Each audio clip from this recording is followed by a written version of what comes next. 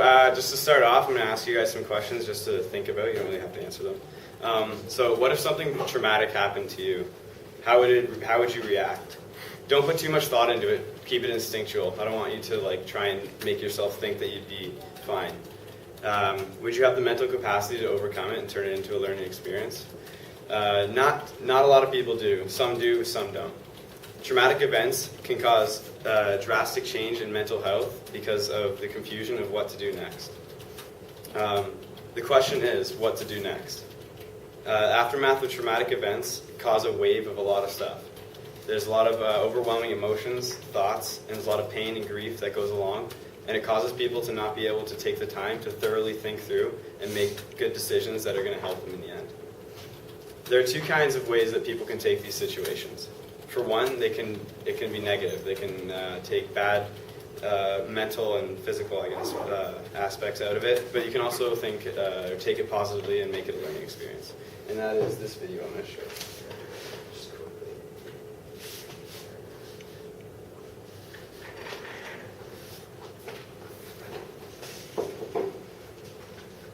I don't think I have the thing.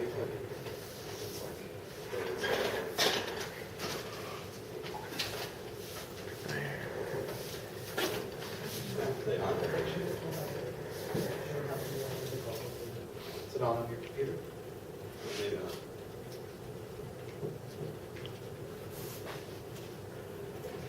Just got like a champion attitude, and everybody. What's the guy who's here?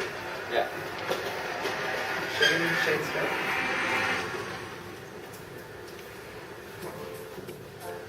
It took me 4 years to score my first basket on an 8.5-foot net. He couldn't even pass the ball, he couldn't dribble. We went through 2 or 3 years where he could just, the first goal was shooting the ball so it would hit the bottom of the mesh. I didn't really realize that it was such hard work. I was, 8, 9, 10 years old, right? You just want to push around and have fun. And once I got to be about 12 years old, he came up to me with the ball underneath his arm, and he said, a lot of people told me you were going to fail and I shouldn't let you play. You weren't going to be anything in this sport. And he dropped the ball and he walked away. Well, 12 years old, I stayed for 3 hours after practice that day till I scored 3 times. My dad wasn't really around in my life, in and out. Wasn't a healthy relationship between the two of us, and growing up that really hurt me. I actually ended up having to leave my first high school, and I went to a second school. I got 10% in grade 10 math. I wasn't hanging out with the best crowd. I was getting into some trouble, so it really, basketball definitely saved my life. Okay. So could you just turn it off for me? You guys may recognize him. This is Shane Smith. He was at our school about a week and a half ago, as well as last week, to sell some of his shirts. But his story is really inspiring. When he was just 4 months old, I don't know if he mentioned it, but when he was just 4 months old, he was diagnosed with a rare form of meningitis, and it caused restriction of blood flow to certain parts of his body. And that's why, if you can see, he has some of his fingers are amputated off, most of his one arm and both of his legs. But through years of overcoming his trauma, he was able to turn it into a learning experience and make light out of such a dark path. He asked himself, what is he going to do next? At first, it meant him trying to just get along with what had happened, and it meant getting into trouble and the different kind of things that he got himself into. But eventually, he realized that he could be the person that he wanted to be, and he moved on, and he got his life back on track. So next, I'm going to talk about how when post-traumatic stress syndrome is left, it can potentially grow and become a source of prolonged, stress. I've had a cold for all week, sorry. A study from the Journal of Consulting and Clinical Psychology showed that when properly attended, 9 out of 10 female assault victims had significantly less severe PTSD than 10 women put in only an assessment program. So the first 10 women were put in a program where they were given help and they were helped through their issue.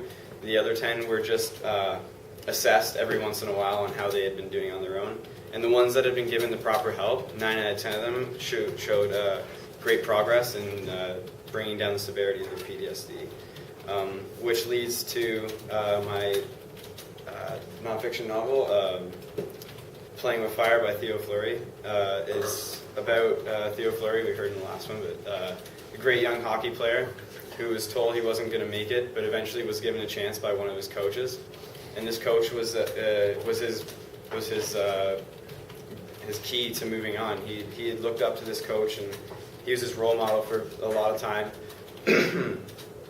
But one night when him and another boy went on an overnight hockey event with the coach molested him in his sleep, and the other boy as well. And it wasn't just that time, it went on multiple times.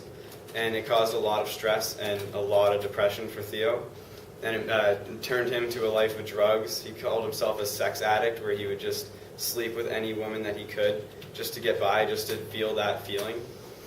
And it's really hard to hear that about someone who's really going to like make it big in hockey, but it does happen.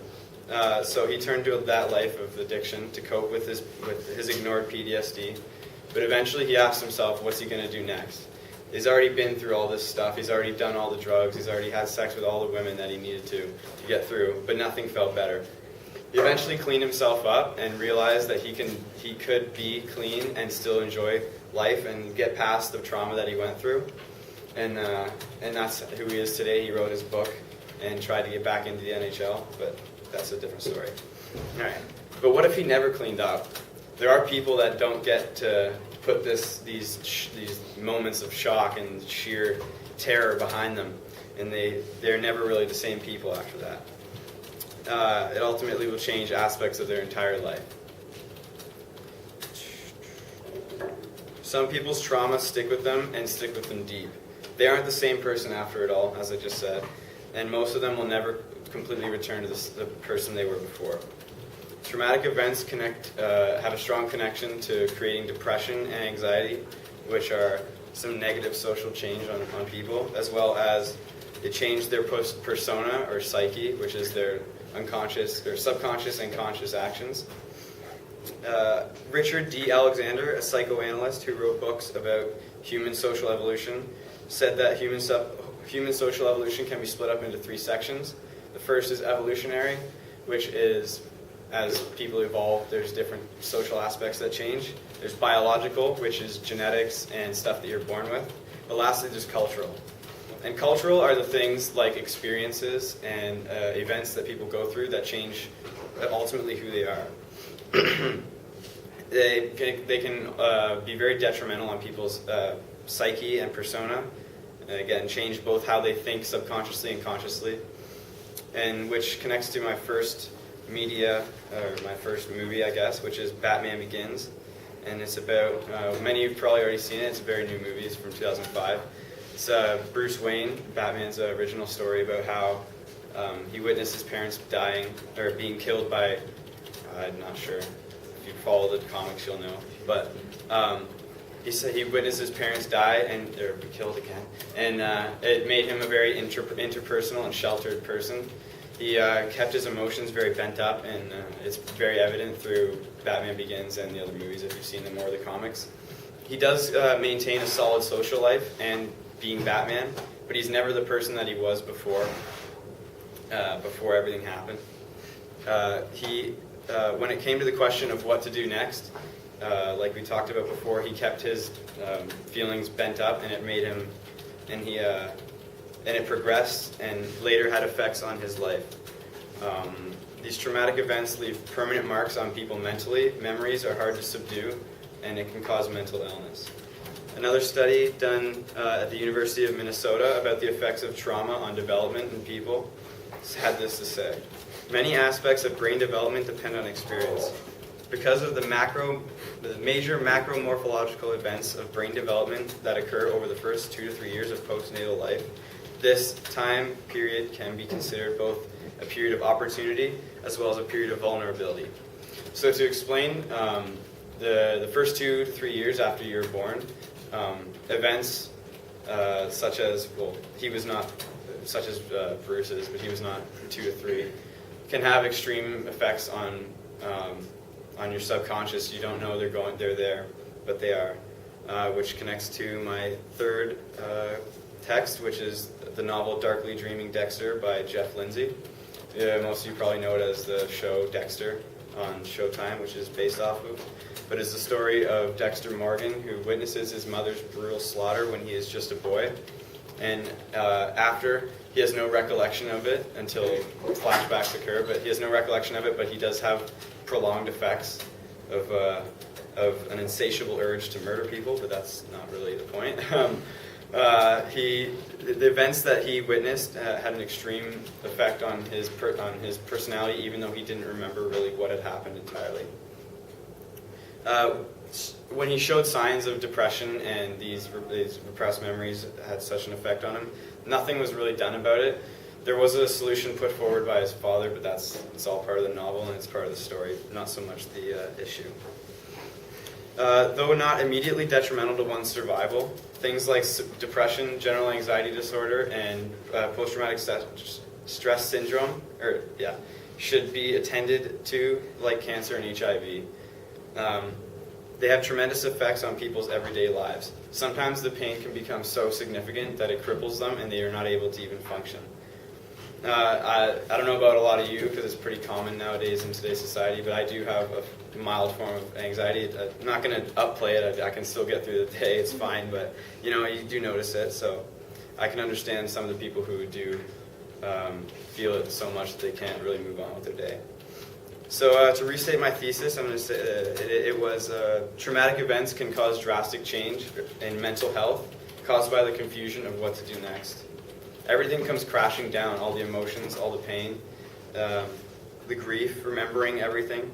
But you have to remember, it's not about where the trauma takes you, it's where you take yourself. Shane and Theo overcame the extreme adversity that they had faced, and they took control of their life, and they eventually turned the trauma into a learning experience and got to where they are today. Unfortunately for Bruce Wayne from Batman Begins and Dexter from Darkly Dreaming Dexter, they didn't have such the same situation. Their trauma really affected them deep. Even though they were able to move on from it, they were still mentally affected from it every day. The memories of their traumatic events hit deep, and this does show this darker side of recovery. Not everyone can move past it. So to conclude, I'd like to say this. Think back to the few questions that I asked you guys. Were you one of the people that thought that they could handle the trauma? Which path was staring you in the face? And how could you make the necessary change? PTSD, depression, and general anxiety disorder are all mental issues that, if severe enough, can cripple people's lives. The state of shock and confusion that occurs after traumatic events is enough to flip people's lives 180 degrees. But some have the ability to get past the memories and move on with their lives. Do you? Thank you.